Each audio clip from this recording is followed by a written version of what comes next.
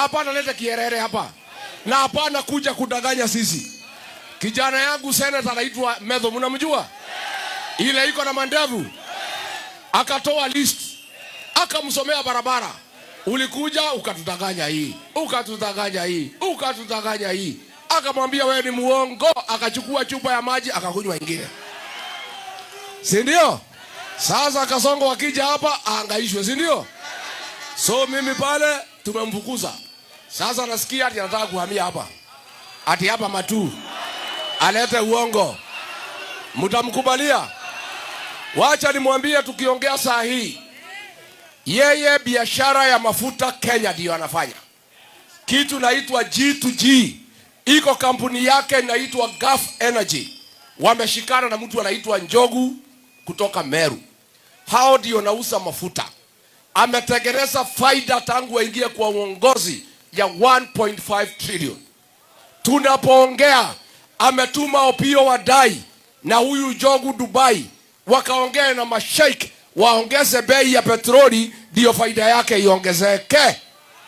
Mimi nakwambia Kasongo, wewe umesubua Kenya ya kutosha.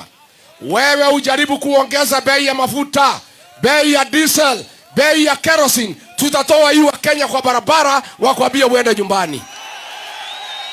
Si ndio? Si ametuhangaisha?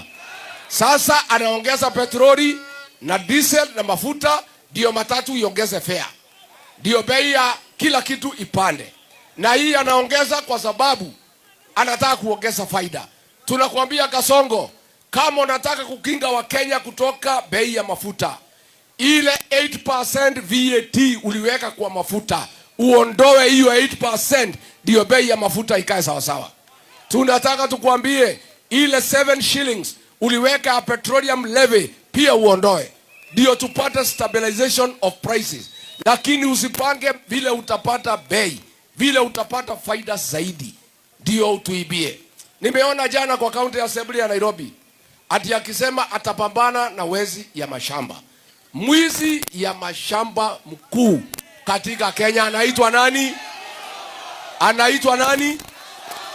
Alikuwa analalamika ati mimi namuita mwizi. Ile mtu naiba anaitwa nani? Lakini kwa sababu mimi sitaki fujo na yeye ni mzee, wacha tubadilishe jina ya mwizi tumuite Kengei. Ni Kengei si Kengei? Ni Kengei si Kengei? Sasa jana akiwa kwa county assembly anasema atapambana na wezi ya mashamba. The same day amedigazette Upper Hill police station, ameitoa hapo hiyo shamba